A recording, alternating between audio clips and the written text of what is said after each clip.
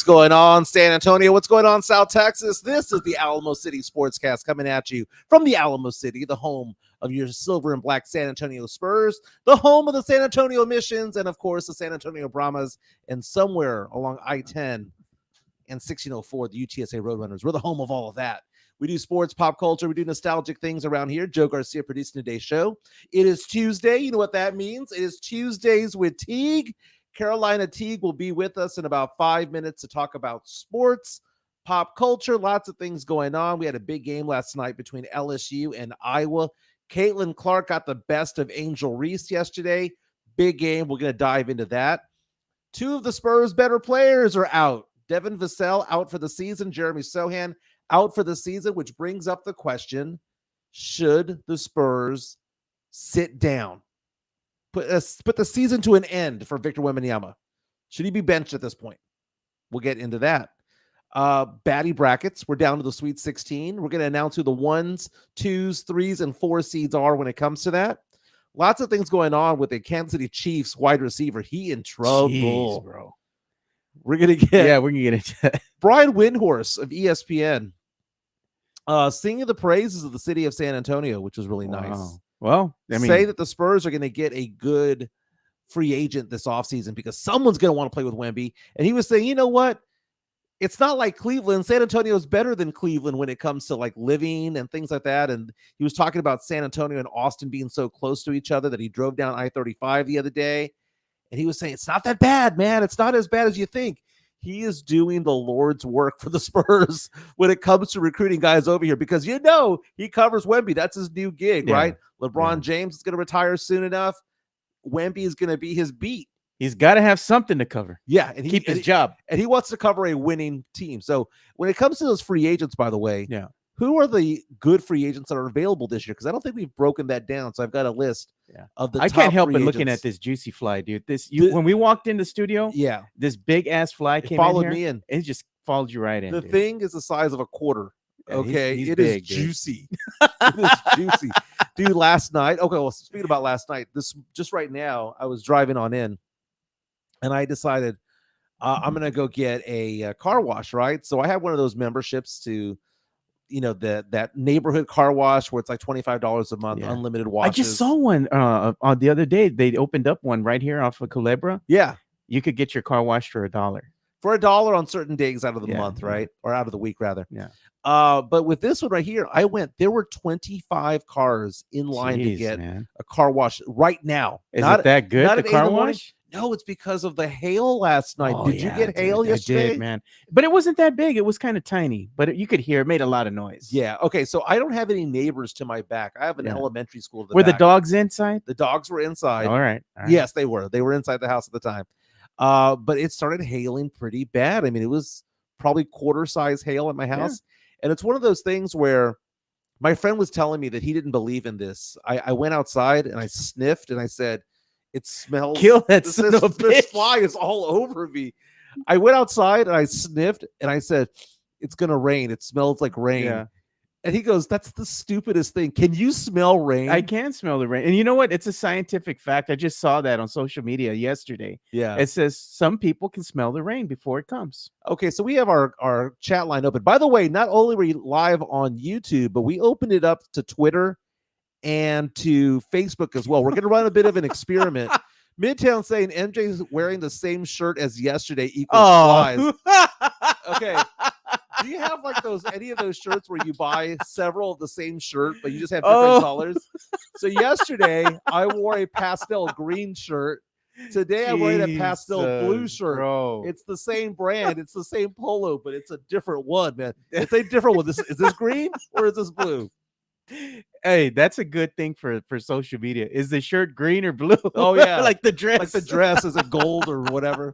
Tim Gonzalez was just out to us in our YouTube stream saying he can smell the rain, that he notices. We talked about the word juicy, about that fly that's flying around the studio right now. There's just a juiciness to the air. I can just smell it. The temperature just feels different when it comes to it. But man, last night my house got rocked by hail. I haven't checked the damage because my car right now is completely white. I have a silver pickup truck. It's completely white because of all the hail that hit it.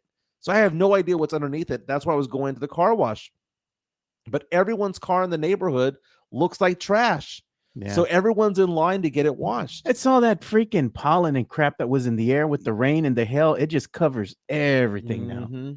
It's nasty, dude. I need to get my caddy washed, man. My wife took it this morning to take it to work. She's like, can I take your car? I'm like, I ain't going nowhere. I work from home. Go ahead. Joe, let me ask you this, man. Is it the neighborhood or is something going on with hail that I don't remember? I don't remember getting hail all the time.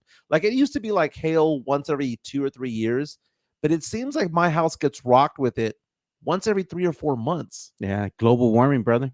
I don't know what it is. Global warming, man. Something's going on. I'll blame the fracking. Okay, you're always the easy way out. Last night's I was at a bar last night and I was hanging out with one of the vendors that I do with my personal business, and hanging out with the vendors, and we were watching the LSU Iowa game. I'm waiting for the ratings to come out because I got on the line and I said that this was going to be the highest rated game of the year, both guys and girls. Dude, Caitlin Clark is a draw. And what I hate about yesterday's game, and a lot of America, because if you were to poll America, only the state of Louisiana was going for LSU. Everybody else wants Caitlin Clark to win. Jason Sudeikis, the comedian from Ted Lasso, Saturday Night Live, was doing the whole hand gesture that Angel Reese did to Caitlin the ring. Clark. My response to him on Twitter was, how many rings does Caitlin Clark have? Because Angel Reese has one. Caitlin Clark does not. Can you imagine if Caitlin Clark has this incredible career, the highest point scorer of all time in college basketball for the ladies? No. And doesn't win a chip. You know, the funny thing was the LSU's coach, you know how they go and shake hands with the opposing players? She was telling her that she's glad she's leaving because she ain't never seen anything like her. Yeah. Angel Reese got hurt in the second quarter. And that was the end of the game because at that point, LSU was on a run. Caitlin Clark had not scored in 9 minutes. LSU was up 5 points. And then Caitlin Clark was defending, was actually going for a layup. Angel Reese goes to try to swat it away. And Angel Reese had swatted some. Angel Reese got called for a blocking foul. Kind of a questionable one, but I'm okay with it. Kind of a questionable one. But she landed awkwardly. And it wasn't when she hit the ground. It was the second hop when it comes to it all. Tim Gonzalez says, I posted the ratings for the men's on the Twitter page, Mike and Joe. I did see that there were really high ratings for the Sweet 16. It was the highest ratings in the last 5 or 6 years. But that was cumulatively. And that Duke game against NC State, or no, it wasn't NC State, but the Duke game was the one that was the highest rated. But I'm going to tell you this much. This game, this individual game, is going to have higher ratings than any of the men's games. So it was kind of sad last night's game that it ended because of an injury. Angel Reese did come back in the second half. Yeah, but she wasn't the same, man. She was hobbling up and down the court. She wasn't the same. She couldn't shoot correctly. She wasn't that defensive presence, and it happens. We talked about this with Houston. Yeah. Right? Their star guard went down. Season's over. Yeah. Angel Reese goes down. And if LSU had won, there's no saying that Angel Reese was going to be able to play the next game because an injury is an injury. I don't even think the coach would want to chance it with her if she has an injury. If she's going to come back and play another season, why risk more injury, you know? Yeah. Sith coming out saying I'd fake an injury too. Fake an injury. They were winning. LSU was winning, and they were shutting down Caitlin Clark. Angel Reese goes out, and Caitlin Clark just blows up in the third quarter. Had an epic third quarter, and there was no looking back for Iowa. Yeah, we got CT joining us. Carolina now. Teague, CT the Mike Slayer joining us right now. CT, what up, CT? Looks like she's showered and dressed this time. Yeah, with the Spurs gear on. With the Spurs gear. Yeah, one of somebody who supports me, they bought me this Wemby shirt. Oh, nice. Cute, right? Who supports you? Remember when we were doing that radio show and on San Antonio Sports Star back in the day, and people were bringing us breakfasts, and you were getting gear sent to the studio. Somebody sent her a cake. What's it like? What's a cake? What's it like being a pretty girl? Because that doesn't happen to dudes. Okay, I get the occasional beer at a bar back in the day, But what's it like being a pretty girl getting all of this stuff?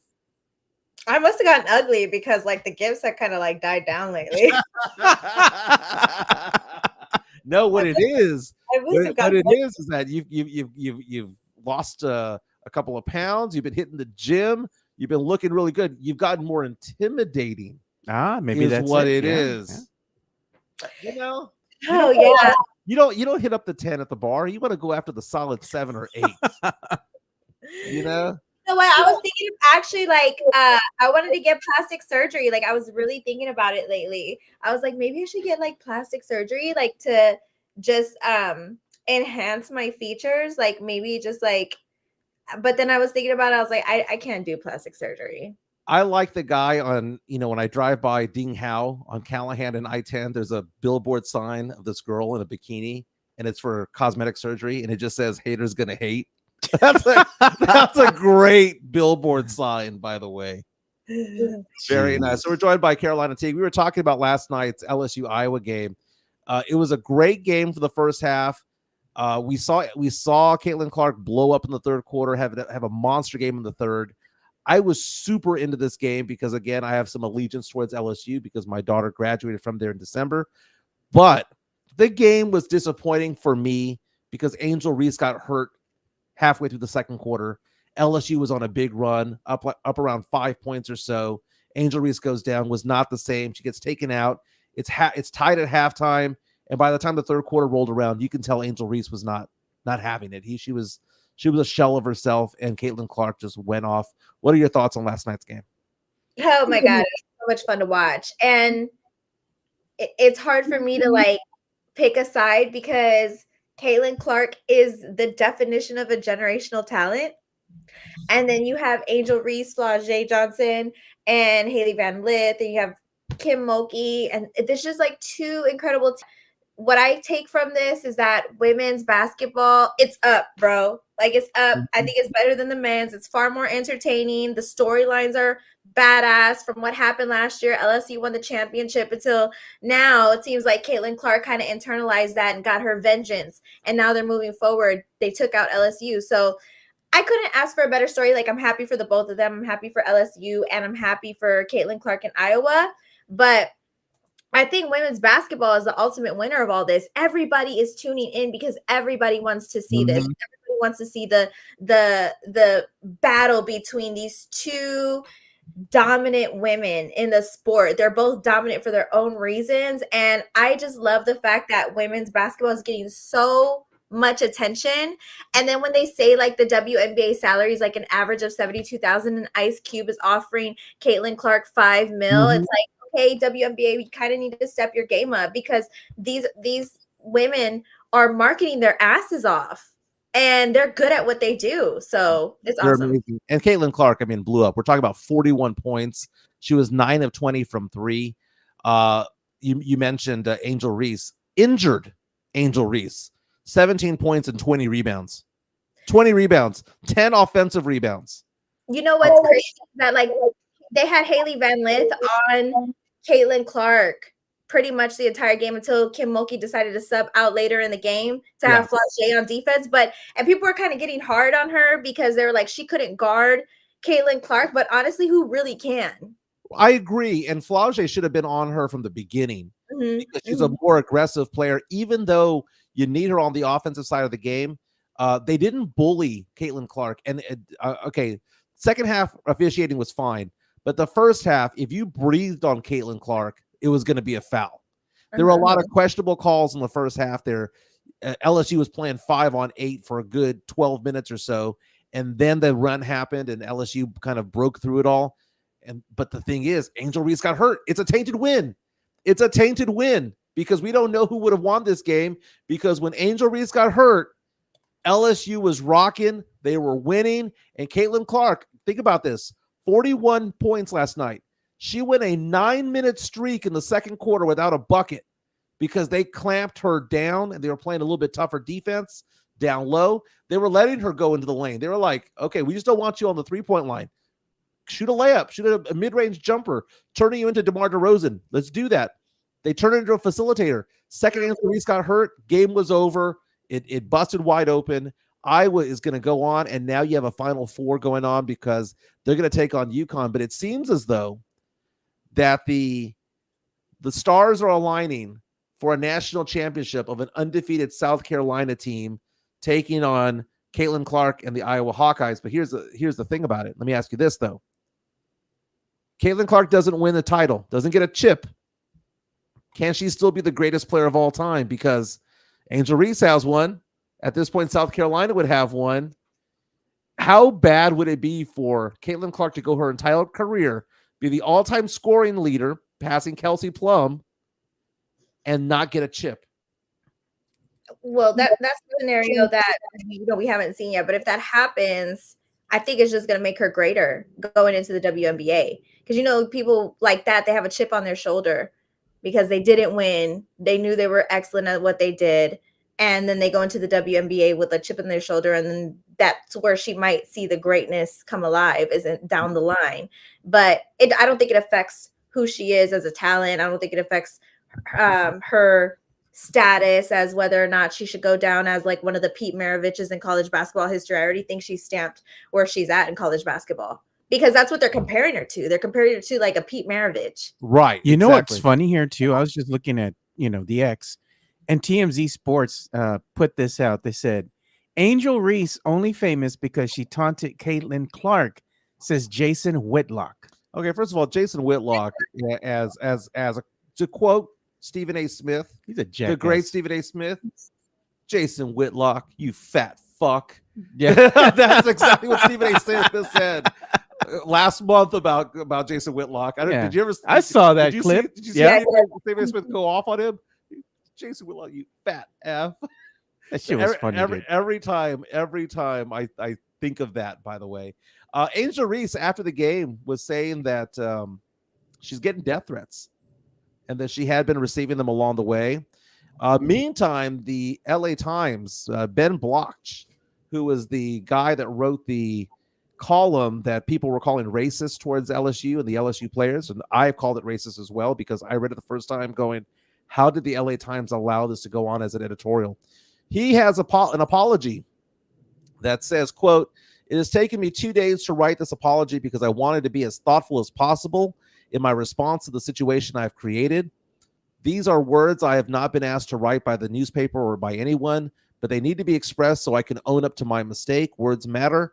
As a journalist, no one should know this more than me, yet I have failed miserably in my choice of words. In my column previewing the LSU-UCLA women's basketball game, I tried to be clever in my phrasing about one team's attitude, using alliteration while not understanding the deeply offensive connotation and associations. I also use metaphors that were inappropriate.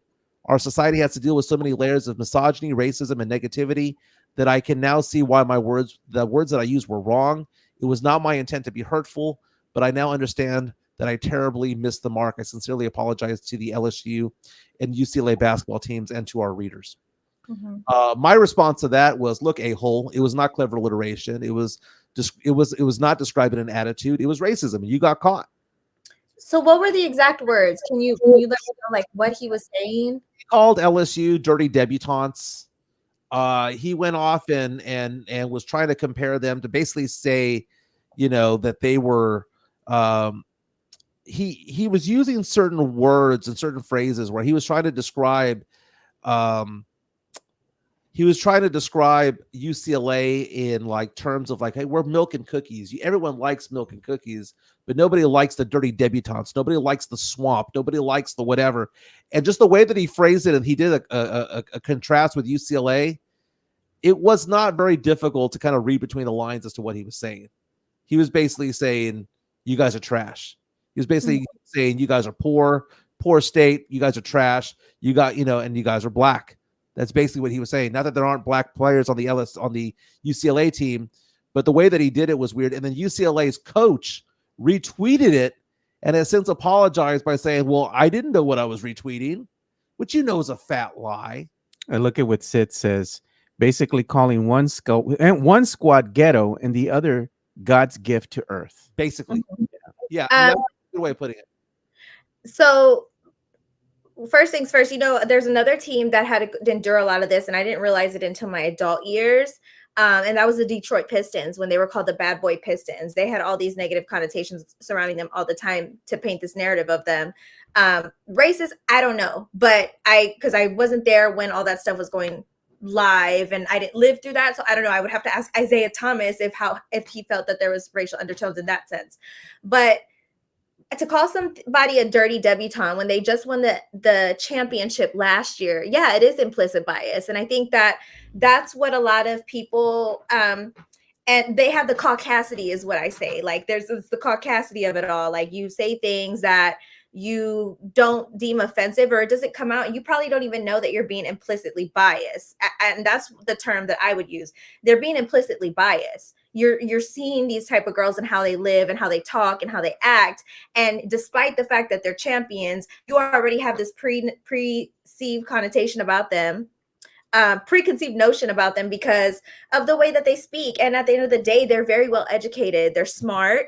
They're in college. They're making a ton of money and they're just being themselves. Right. So it is implicit bias. And I can say that because I've experienced that personally in my career. It was, I don't want to give names or details, right? But I will say the story. And it hurts because people don't even realize that they're doing it. That's probably what this guy was doing. He probably said things, didn't even realize how it was coming across. Like you sound like your underlying bias and bigotry is kind of being exposed. You don't even know it. Coming to the surface. It's coming to the surface and you didn't even realize it. So for me, it was a situation where I have already had established name for myself, did some things in my career, and I was standing next to a Caucasian female who was a counterpart of mine, right? And the boss, right? He approaches us and he talks about how we are when we speak about sports. And he said, Carolina, your voice irritates me. You're annoying. You don't know what you're talking about. You interrupt too much. You don't do your homework before blah, blah, blah. You are always late. And I wasn't late, by the way, at the time. I was late today. But I was always on time. And you just aren't good enough. You're not good enough. Then he turns to the Caucasian girl. And he was like, you know what you just need to fix? You're just too shy. Yeah. So me, the Latina, I was too loud too, by the way, which when I turn on TV, people are screaming through the damn TV, right? Right. So I'm like, okay, so I'm loud. I'm like a slew of all these negative things. And then you turn to the Caucasian girl and she just needs to work on the fact that she is too shy. Yeah. And I know you've talked to me about this before, what you've experienced with through this. I remember when certain things happen. Yeah. But people don't realize, and it's so funny because you and I are not only podcast creators and things like that, but we're also good friends. You were at my birthday party and all that stuff. We are good friends. And I've known you for years. Mm-hmm. And whenever something kind of pops up and you go through an experience, you oftentimes reach out to me and talk to me about it. And I kind of give some counsel when it comes to it. There's so many undertones to certain things that people don't want to hear, Yeah. And the thing about San Antonio, I'll let you finish. Give me 1 second. The thing about San Antonio, though, is that San Antonio is more than Stone Oak. San Antonio is more than Alamo Heights. We've got the south side, the east side, the west side. We've got Converse and Kirby, and we've got all of these different areas. But it seems like local media only wants to focus on what flies at North Star Mall, what flies at Alcantara Mall, right? They're afraid of Ingram or South Park, bro. Yeah. Come on. And I think that's it. There's a bias towards. I don't think the bias wasn't necessarily also just you being a woman. That's probably partially true. But I think the bias was also towards the side of town. Well, me and Carolina have a lot of discussions, and we always say we the wrong color. We the wrong color. No, but it's like so I didn't say anything because I was upset in the moment, and I was like, if I come off upset and just mad about what was said, then I'm just angry too. You know what I mean? So but I did take away from it is like that's the definition of implicit bias. You have literally picked me apart from head to toe as a human being. just so you can say all the negative things and why I don't get the opportunities that I deserve to get, which like I said, I'm going to say that very, very clearly. I deserved opportunities that I never got. And there's a slew of things and I will be picked apart from head to toe. And then you look at somebody that looks like your niece or looks like your daughter or reminds you of your sister because she's the same color as you. And all you have to say is that she's shy. You don't even want to pick her apart. She's just too shy. You know what I mean? So back to the LSU article, right? Yeah. He probably didn't. And this is the thing. I don't even think the person who told me that is racist or bigoted or whatever the hell. It's just implicit bias. These are things you don't even think about. So I think when this guy was writing this article, he was just saying things, didn't even realize that he was coming off as a bias. But it is, because these women work their asses off.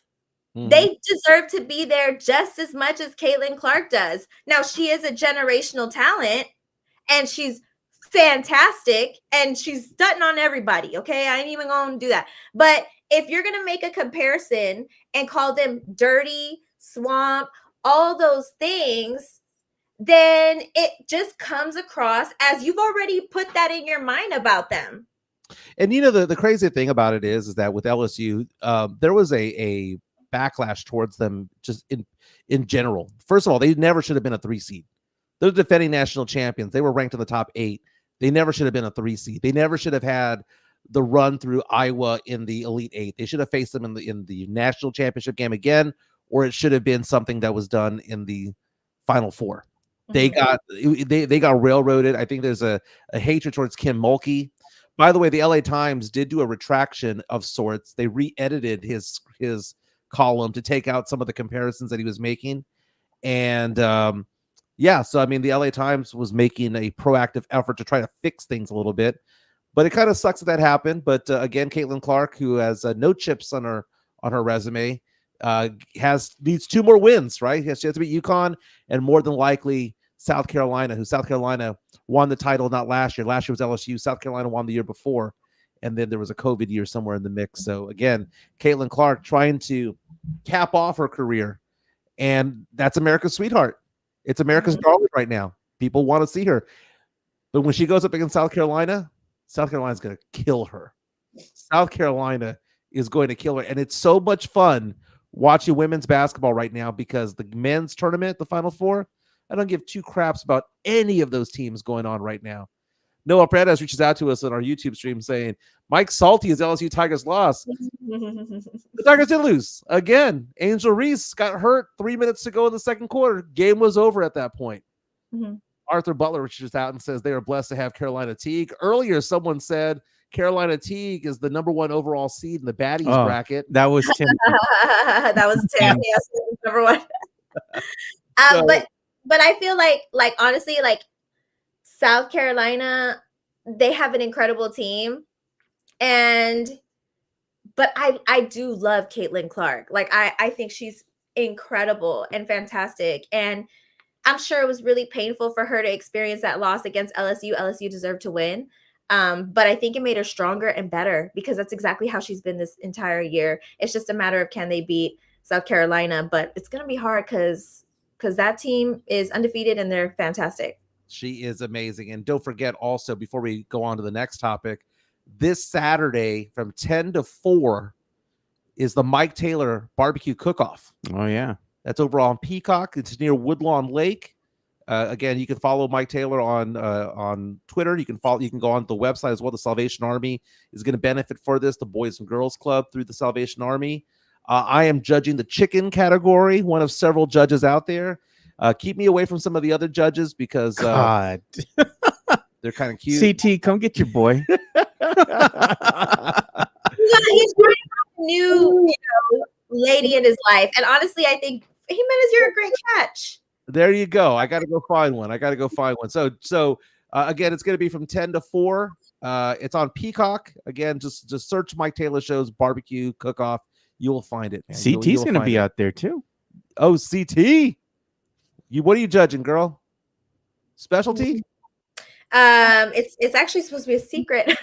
Nobody's supposed to know. Okay. Oops. Cat's out of the bag. I'm not on fire for a reason. Don't forget to follow. But I am a judge. Yeah, thanks. Oops. Catch the bag. I'll be there too. Moving on. Don't forget to follow Jeff Garcia from Locked On Spurs and Ken's 5. You can follow him at Jeff G Spurs Zone on Twitter, and also follow him on Spotify and wherever you get your podcasts and YouTube and all that stuff. Here's the thing Who's about judging it, though. the sausage, Midtown Texas?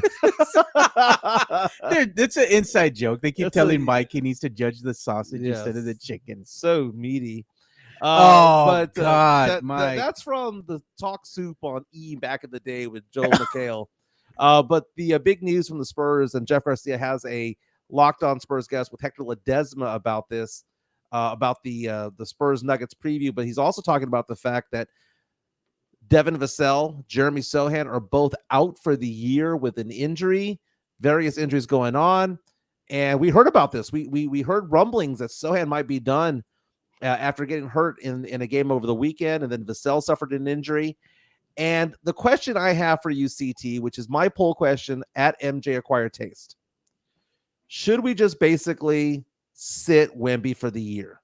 Should Wemby just be done for the year, shut him down, or should we keep playing him? What are your thoughts? Do you want my honest answer? Yeah. I want him to keep playing because it's selfish, because I'm supposed to be going to a Spurs game. Oh, God. Why would I go to a Spurs game if, the man on my shirt, Wemby, isn't playing? Like, now, give me an unselfish answer. Let's say you don't have tickets. Yeah, if I didn't have tickets, then yeah, Wemby should sit out, honestly, because what's the point of risking him getting injured? And or maybe I honestly low-key think like this is an experiment to see like how well he performs without the three guys, to see what pieces they could do without them. But when I take my tinfoil hat off, I want Wemby to sit out just so he can be safe for next year and just not have any injuries or risk any injuries. So I would sit him out, but selfish reasons, I want Wemby in. We got 125 votes this morning about this poll, and 67% are saying that they want Wemby to keep playing. 33% saying no. Some of the comments that reached out to us on Twitter, John Dyer reaches out and asks the question, save Wemby from what? The French national team? Play him. He's a competitor. Hey, we're coming up against it, man. CT's got a hard out today at 10:50. Oh, I already saw that right there. So. Very, very nice. But real fast, CT, want to get your impressions on the 1 seeds of the baddie brackets. Oh, yeah, for sure. I can wrap up in 5 minutes. Okay, the 1 seeds of the baddie brackets. The number 1 overall seed is Salma Hayek, Yannick Garcia, Tiffany Amber Thiessen, and Trish Stratus. What did I tell y'all about Salma Hayek? I said she was the number 1 pick. I have a feeling she's going to win. I think if we had like Vegas odds, there's got to be some bookie here in San Antonio willing to do this, right? Willing to place bets on this. Now, I will say this. San Antonio has a thing for Scarlett Johansson. Every time we put her on a poll, she puts up a huge number. I don't know. Are the Latinos into Scarlett Johansson, to ScarJo, or is it our white contingent of fans? We already said that the boys here have a certain type, man. Yes, they like girls. I feel like San Antonio loves Topanga. They're like obsessed with Topanga. So I'm surprised she didn't make it to the top. We're real fast. 6 Latinas made it to the Sweet 16. Salma Hayek as a 1 seed. Yannick Garcia as a 1 seed. Shakira as a 2 seed. Yeah, Shakira's my pick. Jessica Alba as a 3 seed. Ana de Armas as a 4 seed. And Selena Gomez as a 4 seed. We also have 6 international hotties, baddies, if you will, being Salma Hayek from Mexico, Yannick Garcia from Mexico. You have Shakira from Colombia, right? Dua Lipa from England. She's Albanian. We also have international flavor for Ana de Armas, who's from Cuba, and Gal Gadot, who's from Israel. I like it. Y'all actually really did a really good job. I mean, there's so many baddies in this world, and y'all kind of narrowed it down pretty well. Yeah, wasn't too bad. We'll talk a bit more about that a little bit later, but that is Carolina Teague. Caroline, tell us what you're working on. A league of her own podcast as well. She's at Twitter at CT the Mike Slayer. What's going on in your world, CT? Plug yourself, girl. Tonight, League of Her Own podcast is tonight. Me and Gylan were tired from the fight this past weekend. So we had a lot of fun, by the way. And that, if you guys want to rewatch it, that video should be out soon of the show. I don't know, like the replay of the show. I don't know what's called that, but it's going to be out soon. And my show, League of Our Own, is tonight. guys who are watching, Joe, Mike, I'm tired. I'm tired from the show this past weekend. I'm overexhausted. If y'all can give me some topics y'all want me to talk about, I'd love to talk about them. This shirt, I'm going to be wearing it tonight too. So it's going to be at 7 p.m. So podcast, League of Our Own, on social media. It's going to be on Twitter Live. It's going to be on YouTube. I'm now at 506 subscribers on YouTube. Nice. And I'm trying to get to 1,000. And what else? Oh, I'm not going to be at RCW 420. Mike, I think was mistaken. A lot of people, because I'm synonymous with RCW, but I was booked for Mission Pro prior to RCW booking that date. So I am going to actually be at Mission Pro, where I am the general manager. Thunder Rosa I'm not on her good side right now. And I just want to say that something might go down. Me and Thunder Rosa. Nice. So we can go to that one. I'm off that day. It's on Saturday. Yeah, you might want to go because and it's 420. We got into it. Yeah, 420 is pot day. We kind of got into it.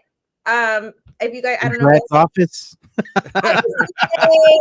Just expect something electric happening. That's what I'm gonna say. That skit was pretty funny. They told him to shut up. It's not a skit. What are you talking about? Well, it was funny either way. I always call these skits that they have on wrestling, you know? It is beef.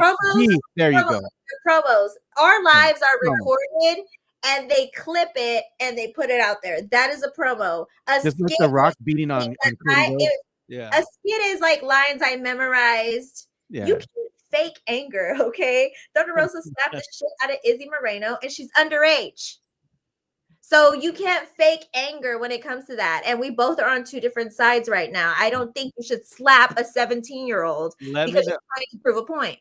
What about Calientita? Can she slap Calientita? She said RCW. Oh, I know. Let's have a cross promotion. Calientita's going to be at Mania too. At Mission Pro Mania. Now I know where I'm going to be. Yeah. So like I said, like you can't fake anger. Like I don't think Izzy Moreno, future probably WWE prospect, if you guys keep up with her storyline, I'm sure Elias knows Izzy Moreno's story. Or perhaps San Antonio's Izzy Moreno. She's famous, man. And that's what I'm saying. Like you don't just slap a 17-year-old. So we got into it, and Thunder Rosa's like the thing that between me and Thunder Rosa is like, I'm the general manager because it's for checks and balances. I'm supposed to keep things in line, right? Yeah. And hold people accountable, even the owners. And Thunder Rosa is on this is my promotion, and if you cross me, then we gonna have some problems. And I'm waiting for CT to get in the ring, dude. I know. Yeah. Well, I've told RCW, body slam me if you want. You know. We'll do it for children. We'll do it as for charity, as Mike Taylor says, for the kids. That is the Mike Slayer. Girl, I know you got to go back to work, but it was nice talking to you. See y'all at 420 at Mission Pro Mania. Bye, guys. Bye. Right, and again, her podcast is tonight. Don't forget to follow her on Facebook and on YouTube as well. She mentioned she's at over 500 subscribers. We are at 770 on the march to 1,000. Right now, we're live on Twitter. And we're live on Facebook. A little bit of an experiment. I wanted to see what kind of reaction it would be for us to be back onto this. Okay. I like the fact that we had someone say that it wasn't a skit. It was a documentary. Documentary. Garrett is in from the Netherlands. We got some international flavor going on today. What's going on, Garrett? Tony Ornalis is asking us a question. Are you guys off April 8th for the solar eclipse? And where are you going to be? I'm working, man. I got to work. The grind don't stop, man. Man, I got family coming into town from California for the solar eclipse, and we might have to make our way to Fredericksburg for this. Nice. You want to be in the path of totality. Well, I mean, because the thing is, San Antonio is going to have, or most of San Antonio. Your neighborhood will be in the path of totality. Right, but it's going to be a minute or so. But if you are in certain parts of the state, Fredericksburg being one of them, it's like 3.5 to 4 minutes of total darkness, which is kind of cool. Cool. By the way, I don't know if you noticed this, and I don't want to like rain on people's parade when it comes to this, but I was looking at the weather app. It's supposed to rain next week. So what happens? It's supposed to rain Tuesday of next week. So what happens if it gets rained out? What happens if we have a full solar eclipse and it's pouring rain outside? No one wants to mention this, by the way. Can you imagine all the people that paid all that money to get their Airbnbs and hotels and whatnot to be in the path of totality? Yeah. And it freaking rains, dude. Or it's overcast and you can't see nothing. Yeah, it's over. And that's going to be so pathetic. Yeah, it's going to be so bad. My name is Mike Jimenez. That's Joe Garcia. Joe is on Twitter at Two Shots Podcasts. I'm at MJ Acquired Taste. Again, this is the Alamo City Sportscast coming at you from San Antonio, Texas. Now, we were talking earlier about whether the Spurs should shut down Victor Wembanyama, and the answer is yes. That is the answer. You shut him down because none of these 8 games mean anything. Now, I know I've complained all year long about the fact that the Spurs have the worst record in franchise history, 51 years. They need 2 more wins, right? They have 18 wins. 2 more wins gets them to to tie the lowest of all time. If they get 1 win or fewer, it's the worst team of all time. And that includes having Victor Wembanyama and Devin Vassell and Jeremy Soshan. Again, Soshan and Vassell are now out for the season. It is a bad look. Now, the thing is that we have to look forward to what's going to go on after the season, right? Because the Spurs season ends in 2 weeks, okay? We look forward to the NBA draft lottery. Right now, the Spurs have the 3rd worst record in the NBA, right? If they win a couple of games, they might fall to the 4th worst record. That might alter their chances of winning the number 1 overall pick. Again, the bottom 3 teams have a 14% chance of winning the lottery. Same happened last year when we got the 14% chance to get Victor Wembanyama. Problem about this year is that there's no phenoms out there this year. We have a lot of decent players, a lot of players that could potentially be fringe all-stars, but there are no cornerstone pieces to be had. Role players. In fact, if you had the number 1 overall pick, and you gave it to all 30 teams of the NBA, all 30 teams. Like last year, all 30 teams would have picked Wemby, right? This year, 5 would probably pick Nikola Topic. 5 would probably pick Dillingham. 5 would pick Sarr. It's beauties in the eye of the beholder when it comes to it all, when it comes to the draft. Look at JHNSB watching us from YouTube. These next games will prove we don't need Vassell or Soshan. Trade them all. Nobody is safe but Wemby. Hey, man. Soshan has flashes defensively. He can bring it every once in a while. The fact of the matter is that he's so inconsistent offensively. It's just hard to depend on him. It's hard to depend on him as the number 3 guy on this team. If he's the number 4 guy, I can see it. Now, how does he become the number 4 guy? It's not going to be through the draft. It's going to be through free agency. Spurs has some cap space to work with. And Brian Windhorst of ESPN was doing the Lord's work yesterday, talking about the city of San Antonio and talking up the Alamo City by saying, you know what? San Antonio really isn't that bad of a place, okay? Everyone compares San Antonio to Cleveland, is what he was saying on this podcast. He was saying that San Antonio is actually a nicer place than Cleveland because San Antonio has Austin. He says, I'm sorry, it's one city. And I know a lot of San Antonio people, a lot of residents here don't want to hear that, but San Antonio and Austin, he called it a megalopolis. Yeah. Okay. We are one city, no different than Dallas and Fort Worth. Dallas has Fort Worth, and there's a 50, 60 miles difference between the two. But then you've got Arlington, and you've got all these cities along the way that connect the two. And Windhorst was saying, man, he goes, I didn't even realize it, that he was in Austin when the Spurs were playing out there. And he goes, I drove down 35 south to San Antonio. He goes, it's one continuous city. You go from San Antonio to Buda to Kyle to San Marcos to New Braunfels to Garden Ridge to Selma to Schertz, all the way to San Antonio. It is one big city. And he was saying that because of that, he thinks that San Antonio is going to be a bigger attraction, a bigger draw. If you let people realize that not only can you enjoy San Antonio as a resident of the city, but you can also celebrate Austin as well. That's a luxury there because, you and I could get in the car right now and in 1 hour be in downtown Austin. Yeah, we could. And he was saying that that needs to be marketed as such. And the Spurs are already doing that by playing those 2 games in Austin every year. And the Moody Center. At the Moody. And he was basically saying that somebody's going to want to play here. that somebody's going to want to play here. Someone's going to look at the city of San Antonio and go, it's really not that bad of a place. And if I want to go to Austin on my days off, Austin's right there. And on top of that, there's no state income tax. And on top of that, this player gets to play with Wemby. Those are the exact words of Brian Windhorst. So the question becomes, well, okay, who will come and how much will that cost? And I hate it when Spurs fans come out and go, oh, well, I mean, that guy makes a lot of money. I know a lot of people last year were talking about Dame Lillard and the amount that he was making. And I was not one of the guys that wanted him to be here. I was thinking to myself, that's way too much money for somebody in their mid-30s. But there's a nice article on USA Today talking about the best free agents available next offseason, this summer. Midtown Texas has me laughing. He says, I've been to Cleveland. It's a shithole. And Cleveland has a Riverwalk, by the way, that they copied from the city of San Antonio. Chris Layhouse says, land the number 1 pick and trade it for a star and include Booty Crumbs Collins and a choice of Keldon or someone else. The thing is, everybody knows that this is a bad draft. Everyone knows that. Here are the free agents that are available. According to USA Today, the number 1 free agent available, and let me ask you this, Joe, would any of these people intrigue you? A restricted free agent, which means that the Sixers can actually match this, but Tyrese Maxey. Maxey's an all-star. He can knock down threes. He's a great defender. Dude, a Tyrese Maxey on this team would be legit. It'd be legit, dude. I mean, if the defense of a Tyrese Maxey, Vassell, Soshan, Wemby lineup, it'd be great. That'd be great, man. Trey Young or bust is what Jesse A says. You're watching this on YouTube. Yeah.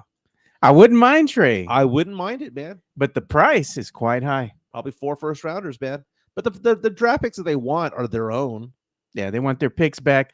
Plus, they're gonna want something else like Keldon or Vassell. You got to make the salaries match. Yeah. LeBron James has a player option. He's not going anywhere unless he's going to go follow Bronny around. Paul George he did say he wanted to play 1 year with Bronny. Yeah. Paul George also has a player option with the LA Clippers, so he'll probably stay because he's not going to want to leave there. Unrestricted free agents. The highest ranked unrestricted free agent is Pascal Siakam. Forward for the Indiana Pacers. I've always liked Pascal. And to be honest with you, the Spurs have been enamored with Pascal Siakam for many years. When the Spurs were getting rid of Kawhi, who did they want in return? They wanted Siakam. So notice how the Spurs have a tendency to go after certain players that they've wanted for years. C.D. Osman this year, who they got in the offseason.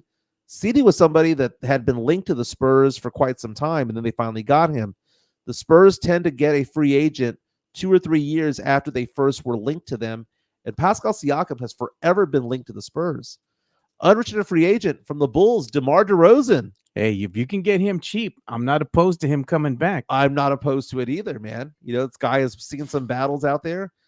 James Harden is unrestricted from the Clippers. No, he's garbage, dude. Tobias Harris is unrestricted, averaging around 18 points per game for the Sixers. The Spurs need players that can shoot the ball. Mm-hmm. Well, then the next one would be Miles Bridges. Yeah. Miles Bridges is that guy. He is not a star, but his stats are star worthy. This is a guy who can knock down some good 3-pointers, man. Drew Holiday has a player option with the Celtics. OG Anunoby has a player option with the Knicks. I don't see them going anywhere. D'Angelo Russell has a player option with the Lakers. Jonas Valanciunas, unrestricted for the Pelicans. Could I interest you in an upgrade of Zach Collins? Oh, yeah, definitely, man. Get rid of that boy as fast as you can. I don't even know why the Spurs extended him. They say, oh, it was a great value. Mm-hmm. The dude's horrible, man. I mean, you've been to the games. You've seen him. I mean, he gets cooked all the time on the defensive end. He's very inconsistent on offense. He has a couple of great games, but other than that, he's just Booty Crumbs. We gave him that name for a reason. Nick Claxton is also available. I've always liked Nick Claxton. He's a double-double guy with the Brooklyn Nets. Plays down low. Malik Monk is also available. He's kind of a 6-man extraordinaire. Russell Westbrook has a player option. And then to round out the top 20, Klay Thompson, unrestricted. Spencer Dinwiddie, unrestricted. Kentavious Caldwell-Pope, player option with the Nuggets. Tyus Jones, bring in Trey Jones's brother. He's unrestricted with the Wizards. And then Bruce Brown, for the Toronto Raptors, has a team option. Mario Cavasso says, imagine the Spurs getting Pascal and Toronto's number 7 pick. Suckers. What's Matt Lerma laughing at right now? Pascal Siakam. Or someone, oh no, they put this one here. Gilbert Arenas, get it. Spurs need someone who can shoot the ball. Gilbert Arenas famously bringing a pistol into the locker room. Wasn't it a gambling debt? Oh yeah, the dude, man, they're dumb, dude. He brought in a gun because somebody owed him money because of gambling debt. Because I guess they were playing craps in the locker room. You know, playing craps. Well, basically, it's dice. They're shooting the dice. You know, some guy owes him money, so yeah. We are going till about 11:30 over here. Again, don't forget to subscribe to not only us, but subscribe to a League of Her Own podcast as well. Yeah, follow CT. It's CT the Mike Slayer on the X. Let's get that entertainment bump going. All right, let's go ahead and do that. There it is. Things are loading slow today, Mike. Sorry.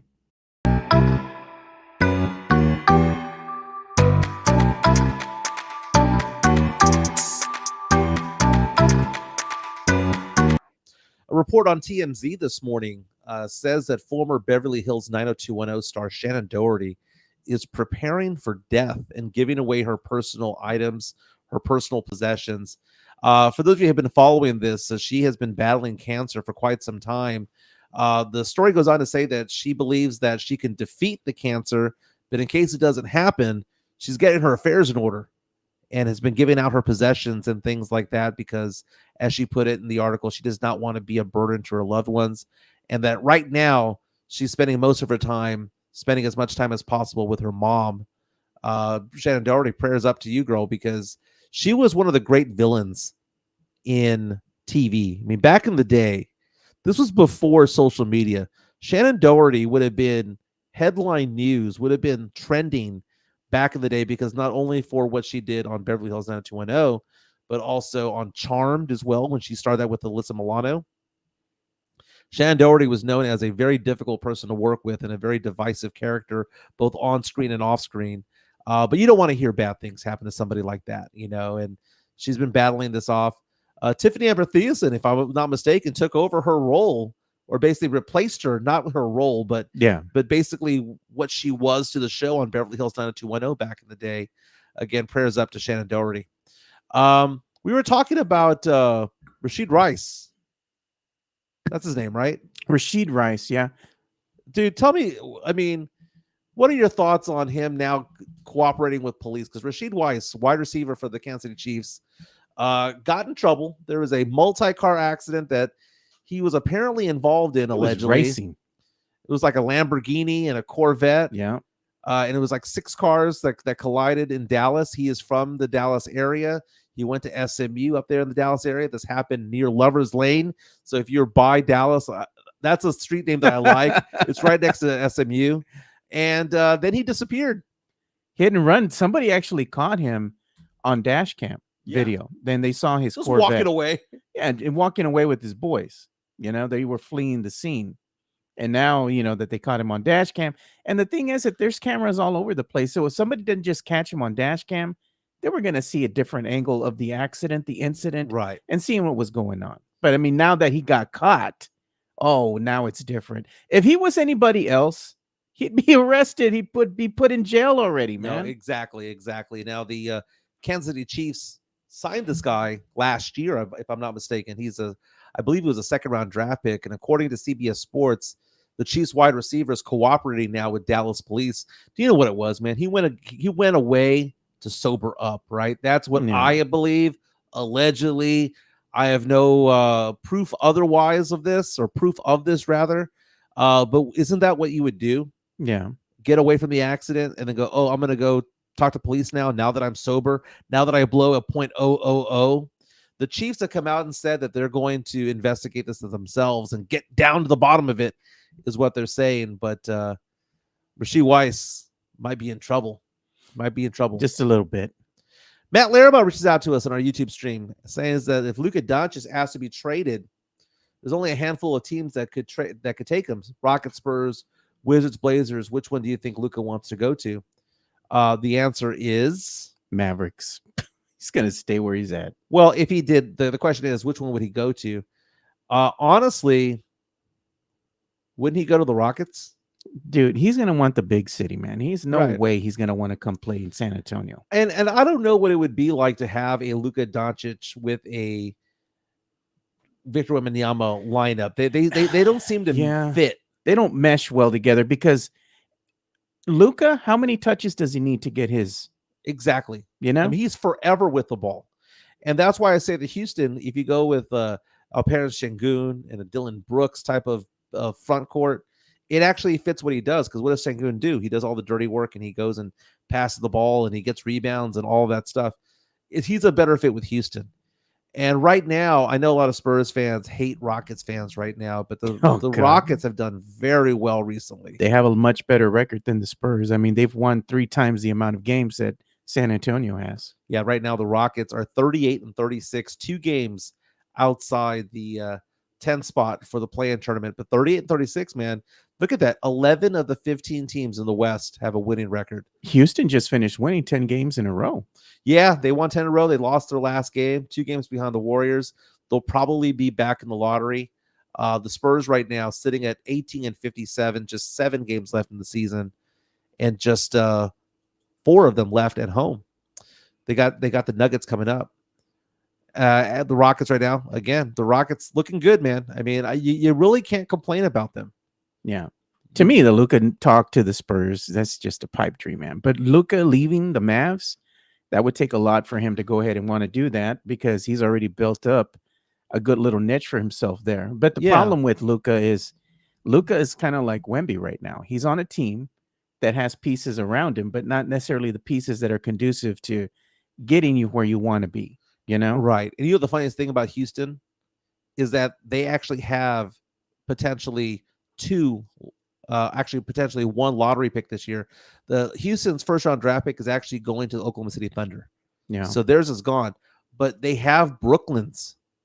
And right now, Brooklyn has the 8th worst record in the league. So even with a winning record, the Rockets are going to get a lottery pick. Yeah. They're going to get younger if they get a lottery pick. But hey, that's not necessarily a bad thing because the pieces that they have right now, they're winning some games. Toronto has lost 13 in a row. They basically had a fire sale of a lot of their players. Yeah. 13 in a row they've lost. As they have the 6th worst record in the league.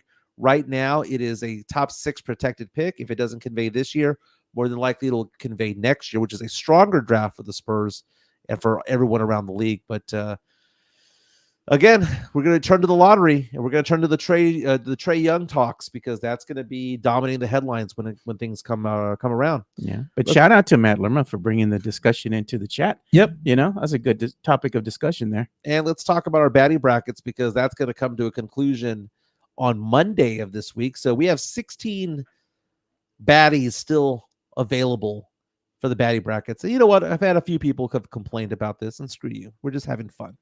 Okay. The 3 guys that complained? Yes. I'm like, come on. Yeah. One was like, one called me scum. Okay. The unfollow button is on the top right. Okay. Yeah. So again, what we're trying to do is try to find out who we think is the ultimate baddie, the ultimate hot woman celebrity. And it's not any local celebrities. It's nobody that we know. It's superstars. Yeah. Okay. So for those of you who have a problem with this, F off. We're having fun. So that being said, the 1 seeds are based on who had the highest vote totals in their pod. Because we had a poll on Twitter, and the highest vote totals went to Salma Hayek, who's our number 1 overall seed. Yannick Garcia, who's the meteorologist. She's not a meteorologist. The weather girl for is it Univision? Yeah. Whatever. Yeah, whatever. In Mexico. Tiffany Amber Thiessen, who was Kelly Kapowski. She was also on Beverly Hills 90210 back in the day. And wrestling goddess Trish Stratus are the 1 seeds. Yeah. The 2 seeds. I gotta ask you this question. What are the better seeds? Okay, because Salma Hayek, Yannick Garcia, Tiffany Amber Thiessen, Trish Stratus, I'm not feeling it. Why? I'm not, because I think the 2 and 3 seeds are better. The 2 seeds, Paige Sporonic. Of course, you're gonna like Paige. Shakira. Yeah, I like Shakira. Dua Lipa, AT&T Lily. Oh man, Milana Weintraub. Our 3 seeds, stout, dude. How are you going to knock out these 3 seeds? Sydney Sweeney, Scarlett Johansson, Hillary Duff, Jessica Alba. Those are all tough choices, bro. Damn. And then we have the 4 seeds, Ana de Armas, Selena Gomez, Gal Gadot, Jennifer Aniston. Jennifer Aniston just survived in advance. I think she's getting the women's vote. Because women are voting on this one, and I bet you she is. So the way that the pod would work out is that you have the upper and the lower, upper and lower, right? So it appears as though one pod is going to be Salma Hayek with AT&T Lily, Sydney Sweeney, and Jennifer Aniston. That is pod 1. The top 2 advance to the Elite 8. In the next pod, we're going to have Yannick Garcia with Dua Lipa, more than likely Scarlett Johansson and Gal Gadot. God, these are going to be tough ones, man. And we're going to narrow it down because, again, 16 baddies available, 6 Latinas, 6 international.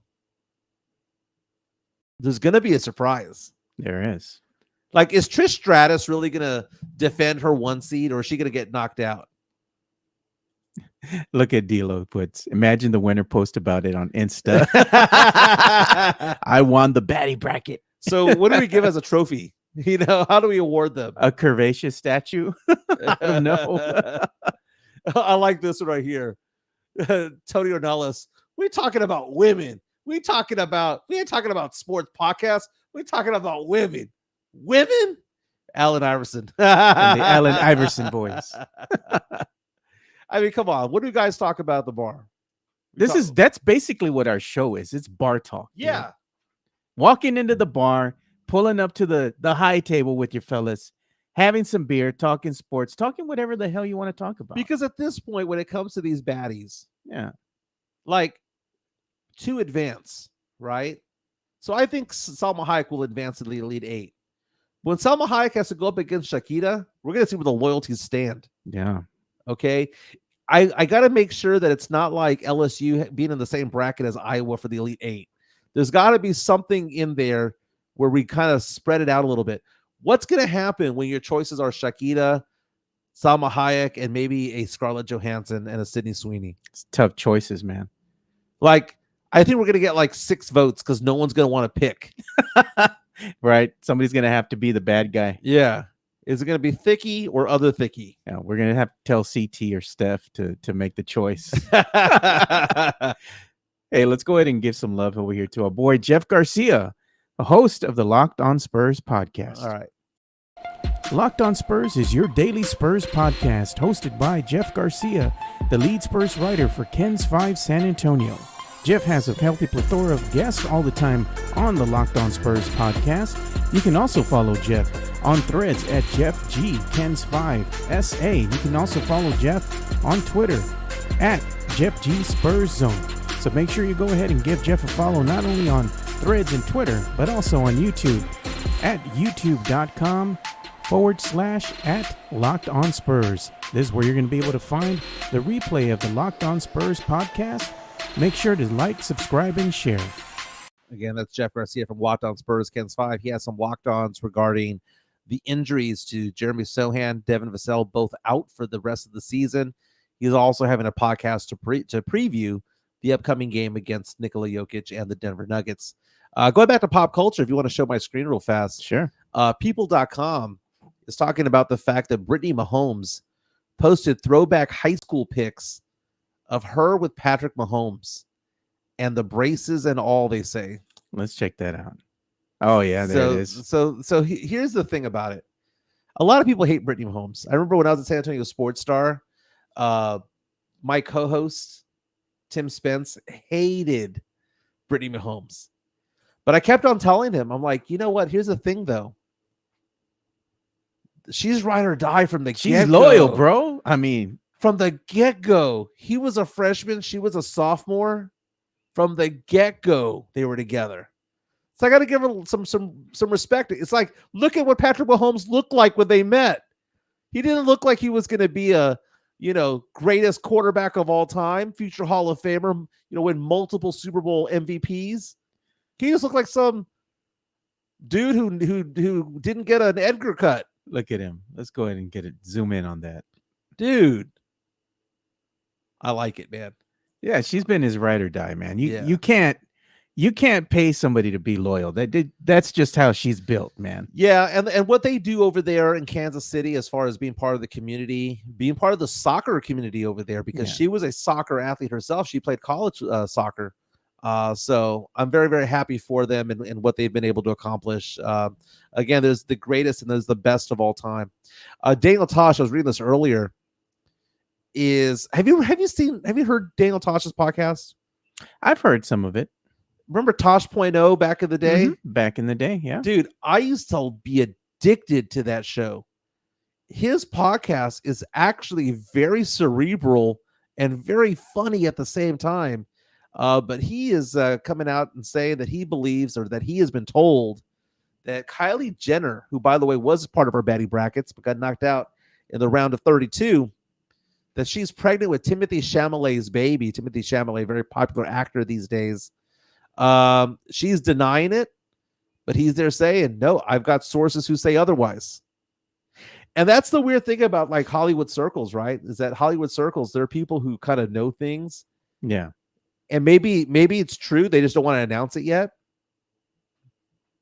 Well, everything has to be contrived in some way for likes and views and whatnot. You know, kind of like that announcement like LeBron James back in the day, you know. What was it? The decision. Yeah. Oh, you know, God. Come on, man. That's so stupid. The decision was so stupid, man. It was so stupid. What are you streaming these days, my man? Right now, me and my wife are watching something called 3 Body Problem. It's a new series that came out on Netflix. It's actually quite good. We're 2 episodes in. It's an 8 episode series. And she was wanting to watch it yesterday, but I'm working late, right? So she's like, I can't watch it unless you're there. I'm like, that's loyalty right there. I'd be like, fuck you, I'm watching all of them. She's like, I gotta wait for you. I want to thank Matt Lermo, by the way, because a couple of months ago we were talking about streaming, and I got into Royal Pains. Oh yeah, on Netflix. I am down to the final 8 episodes. Is he the one that recommended that? Yeah, he recommended it, and I had already seen 1 or 2 episodes, and I mentioned it on the show, and he kept on saying how much he loved it. Yeah, Royal Pains. So I kind of kept going with it. There's a character on Royal Pains that is a nugget, but the thing is that like she is she's older now because the show has been off the air for so long. Yeah. Like, how did I not know about a woman who went by the name, or her name in the show is let's see, Divya Katdare, but she is a absolute nugget on the show. She plays a physician assistant. And Matt Lerma back in the day was like, dude, you got to watch the show just for Divya. And now you're watching it. so now I follow her on Instagram. Oh, God. And it was a good show. It was a good show. So they were talking about the fact that USA Network back in the day actually had some pretty good shows. And now they're all popular on Netflix of the 2010s because like we had, what was that show? Suits got really popular. Yeah, Covert Affairs got popular. A lot of shows out there. Queen of the South, which my ex was really into. That got popular. That got super popular as well, man. It's weird because you go on and you start looking at these shows from back in the day, whether it be the USA Network or Hallmark or what was AMC was the one that had Breaking Bad. It had Mad Men. Yeah. All that stuff. Mad Men was a good Yellowstone. Show, some of the best shows are like on these what? Obscure channels. AMC, I believe, also had a show that I absolutely love, man. It was called Halt and Catch Fire. It was so good, dude. I loved it. Halt and Catch Fire? Halt. It's a nerd term. If you're into technology and computers, back then, Halt and Catch Fire was a command line you would put in to erase your data. So what's that one station that has Always Sunny in Philadelphia? I think it was FX. FX. Yeah. FX has always had a lot of good shows. I mean, FX, if I'm not mistaken, had American Horror Story. So, yeah, so they still have it. There's man. some good stuff, man. There's some good stuff. We need to get back into you covering some of these retro movie reviews. I have that little jingle that I've been dying to play more. And last time, what is it? The movie that you saw? It was the one with Chuck Norris. Oh yeah. What movie was that? The one with Chuck Norris with the Delta Force. Delta Force. Yeah. He's riding the motorcycle with the little guns going off. No, to the right. missile, the noise it made. And it somehow went straight, even though it was angled to the left and right. Like, how the hell did that happen? Hey, but even that was funny because you're like, man, the first half of the movie, dude, that was pretty good. I know, this is a legit movie. It kind of reminded me of like Cloak and Dagger, which I had never seen before. That's a legit movie, dude. Yeah, we need to get you to watch another one, but we're trying to get together. I was talking with Jeff the other day, and I was telling them we got to make the movie happen where we go ahead and rent the theater out, and we go and have you watch the OG Transformers movie. Okay, and we invite some of the listeners and whatnot to come out, and you got to review it right afterwards. You know, you got to give us your honest opinion. Honest opinion. Okay, so Forbes magazine has the an article that came out about a month ago or so. So it's a relatively recent article talking about the best movies of the 90s according to Forbes. Okay, I'm gonna see what's the highest rated movie or highest ranked movie that I've never seen. Okay, so number one, it goes from 40 all the way up. So let me go all the way down. Let's see here. The number one rated movie of all of the 90s according to Forbes.com is Shawshank Redemption. I've seen it many times. Dude, number two, I've never seen. Schindler's List. Schindler's List is number two. I've never seen, and I don't want to watch it. It's so depressing. I was forced to watch this in high school. I was like, so let's pick a movie that is fun to watch, if you will. Terminator 2, 3, Jesse A. Thelma and Louise. I've seen Thelma and Louise. That's with Susan Sarandon, Gina Davis, Brad Pitt. Toy Story, I've seen. Kind of a depressing movie. Yeah. There's Something About Mary I've seen. I love that movie. That's number 5. Malcolm X is 6. I don't think I've seen Malcolm X. Really? I don't think I've seen Malcolm X. Good Will Hunting is ranked number 7. Titanic is 8. Seen him. Hoop Dreams is 9. I don't think I've seen Hoop Dreams. Really? Is that Ray Allen? Yeah. Hoop Dreams. I don't remember watching that movie. No, that one's not Hoop Dreams. He's Got Game is the one with Ray Allen. Oh, okay. Haven't seen either one of them. 10 being Goodfellas. I've seen that one. That's a good movie. 11, Scream. 12, The Fugitive. Love The Fugitive. 13, Set It Off. You haven't seen The Fugitive? I loved it. That's great. It's a great movie. Dude, one of San Antonio resident or close to it. What's his name? Tommy Lee Jones. Oh, yeah. Tommy Lee Jones, man. Yeah, he lives in the San Antonio area. He was great in that movie. He's great, man. And I don't know, is he just himself in these movies? Because he'll say things like I didn't kill my wife. I don't care. Which, by the way, a 90s movie. We got to talk about a 90s movie now that I think about it, right? Because he's in this movie. Did you ever see the movie Double Jeopardy? I believe I saw with that Ashley Judd. Yeah. My ex was really into that movie, right? So the premise of that movie is that this woman played by Ashley Judd goes to, gets convicted of murder, if you will, of her husband. Yeah. But the body was never found. And the husband actually went off and pretended that he died and he was living another life elsewhere. That's kind of like that one movie with Ben Affleck. What was it called with that lady that faked her own death? Oh, I know what you're talking about. You remember that one? Yeah. So, that's gonna be stuck in my head. Okay, I know what you're talking about, but no. Okay, Gone Girl. Gone Girl. There you go. That was a good movie. Yeah. That was a good movie. So she serves her time, gets out of jail. Now she's in her 40s, right? She served like 20 years, right? Yeah.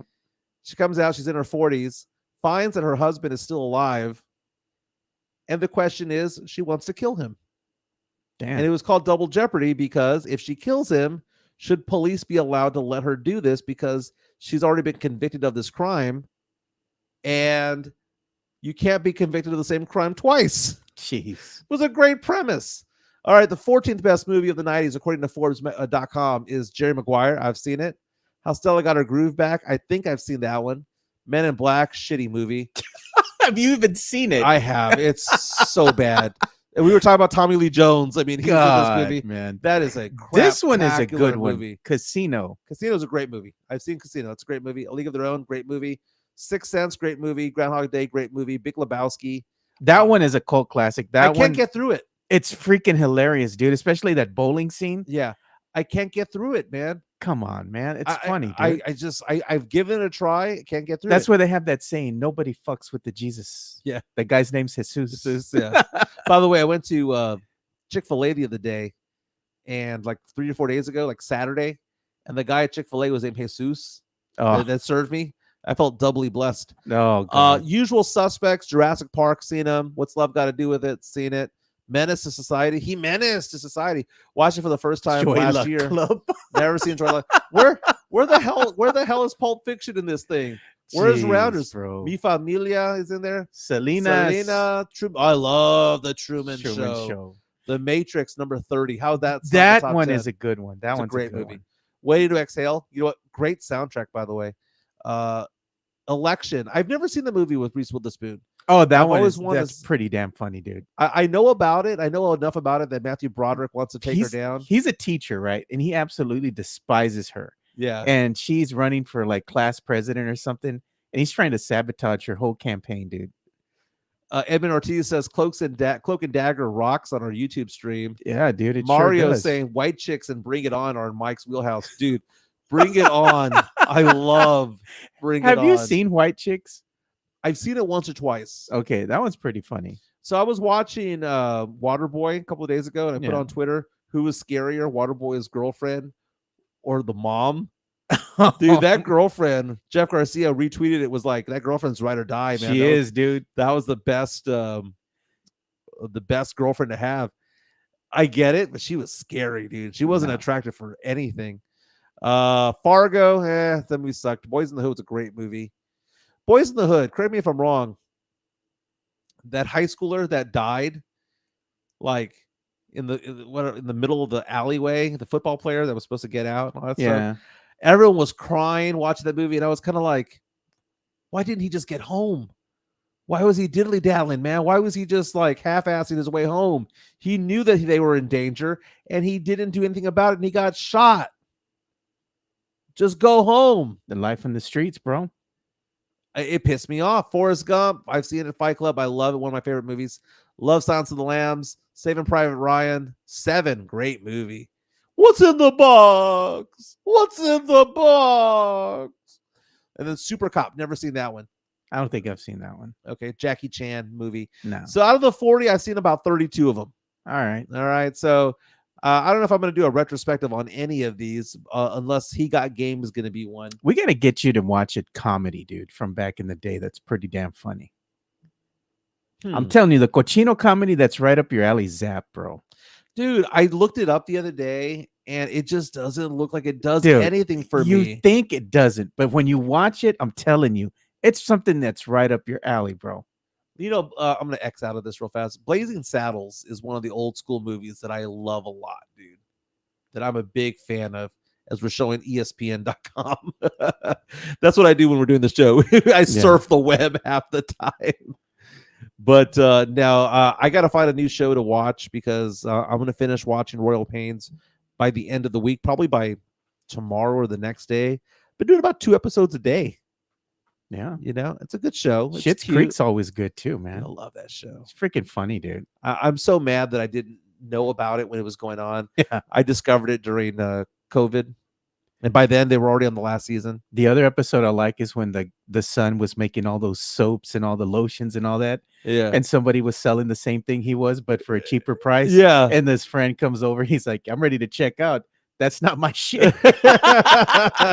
You gonna check me out or what? Do I got to go over there and buy it from the other guy? Dude, at the Emmys, when the last season, when they won Best Actor, Best Actress, Best Supporting Actor, Best Supporting Actress, the entire show won, was epic. And it's such a funny show. And that's probably one of the smartest shows. And one of the weird things about it, and I'll kind of wrap up with Schitt's Creek for those of you who haven't watched it.